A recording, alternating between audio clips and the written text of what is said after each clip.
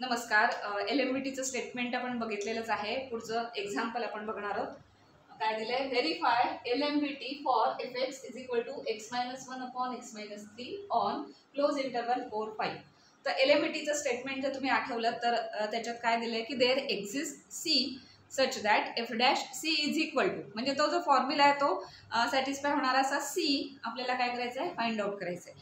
आणि there exist C belongs to open interval AB म्हटले, म्हणजे 4 and 5च्या इन बिटवीन तो पॉईंट आला पाहिजे, त्यामध्ये आला तर आपला हा थिअरम व्हेरीफाय होतो या पर्टिक्युलर फंक्शनसाठी असं आपण म्हणू शकतो.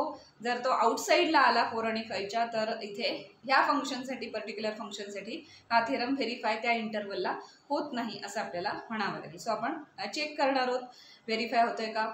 आता तो स्टेटमेंटमध्ये काय काय होतं बघा. FB FA, त्यामुळे आपल्याला FA FB काढावं लागेल, त्याच्यानंतर F डॅश काढावं लागेल आणि F डॅश C, आणि मग सगळं इक्वेट करून C ची व्हॅल्यू काय ते ती चेक करायची आणि ती फक्त 4-5 इंटरवलमध्ये आहे का तेवढं बघायचं आहे आपल्याला.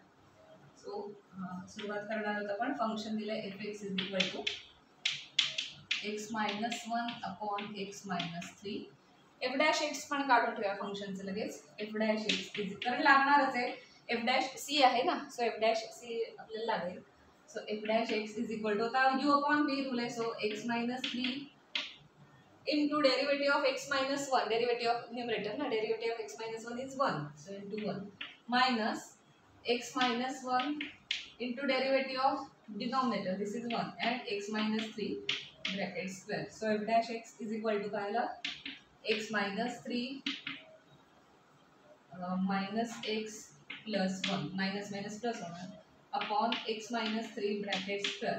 So that is equal to x cancel झाले, फक्त करायला ना, x कॅन्सल झाले, -3 + 1 म्हणजे -2 upon x-3 bracket square.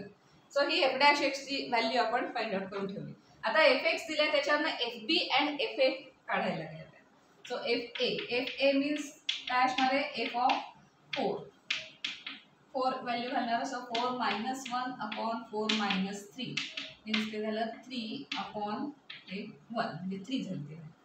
Then FB is equal to f of 5 काढायची, दिस 5 - 1 अपॉन 5 - 3, 5 - 1 4 अपॉन 5 - 3 2, परत केलं 2 + 2. सो ही +3 व्हॅल्यू आली, ही +2 आली व्हॅल्यू. आणि f dash X find out केलंच आहे, त्याच्यावरनं आपण इकडे f डॅश C पण फाइंड आउट करणार. So f dash C is equal to f dash C किती येणार आहे, -2 x च्या इथे आपण C घालणार. So C -3 bracket. So f dash C value काढून ठेवली आणि आपण इथे आता FB - FA काढूया आणि नंतर इक्वेट करून C ची व्हॅल्यू काय ते चेक करायचं. So FB - FA upon B - A, ह्या सगळ्या स्टेटमेंटची व्हॅल्यू काय ते चेक करावी लागेल. So FB is 2 minus FA is 3 upon A आणि B काय आहे, AB म्हणजे 4 आणि 5, त्यातला B आहे 5, त्यामुळे 5 minus 4. सो हे झालं -1 अपॉन 1 म्हणजे झालं -1 which is equal to -1. So ह्या स्टेटमेंटची व्हॅल्यू -1, त्याला इक्वेशन 1 म्हणू, आणि या स्टेटमेंटची व्हॅल्यू दिस, त्याला इक्वेशन 2. सो आधी हे सगळं करायचं, FB - FA upon B - A ची व्हॅल्यू काढून ठेवली, त्याच्यानंतर हे सगळं स्टेटमेंट घ्यायचं, त्याची व्हॅल्यू काढली.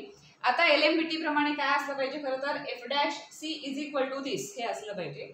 So LMVT f dash C is equal to FB - FA upon B - A. हे LMVTचं स्टेटमेंट आहे. ते व्हेरीफाय होतं काय पर्टिक्युलर इंटरव्हलसाठी ते चेक करायचं आहे अजून. आता आपण या दोन्हींच्या व्हॅल्यूज इथे घालायच्या, म्हणजे -2 upon C - 3 bracket square is equal to, ह्याची किती आले, -1. आता हे सगळं सिम्प्लिफाय करायचं, सॉल्व्ह करायचं, त्यावरून C ची व्हॅल्यू काय आहे ती चेक करायची आणि C ची value he within the interval आहे की नाही बघायची. जर ती विदिन इंटरवल आली तर काय तो LMVT आहे तो व्हेरीफाय झाला, आउटसाइड द इंटरवल आली तर ह्यासाठी ह्या फंक्शनसाठी हा थिअरम व्हेरीफाय होत नाही असं आपण म्हणणार.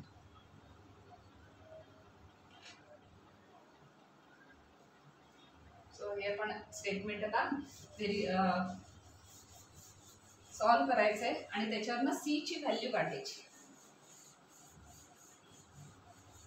स्टेटमेंट काय मिळालं आपल्याला -2 upon c minus 3 bracket square is equal to -1. त्याच्यावरनं आपल्याला c ची व्हॅल्यू आता फाइंड आउट करायची. सो हे तिकडे गेले म्हणजे आलं -2 is equal to -c minus 3 bracket square minus minus plus झाले.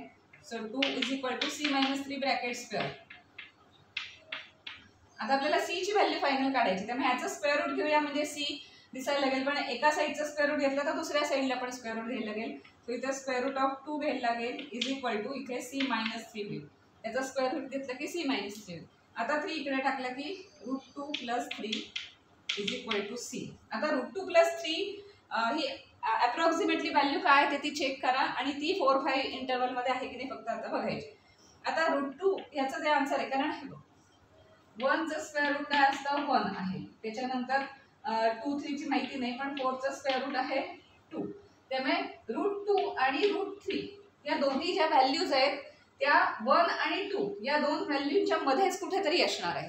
कारण 1चं 1 आहे आणि 4चं 2 आहे. त्यामुळे √2 ही जी व्हॅल्यू आहे तुम्ही काढू पण शकता, कॅल्क्युलेट करू शकता, पण √2 ही व्हॅल्यू अप्रॉक्सिमेटली काय असणार आहे 1 पॉईंट समथिंग अशी ती व्हॅल्यू असणार आहे.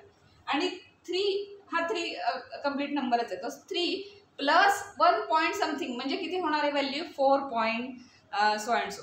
आता 4 पॉईंट समथिंग हा ह्या इंटरवलमध्ये आहे का, तर आहे.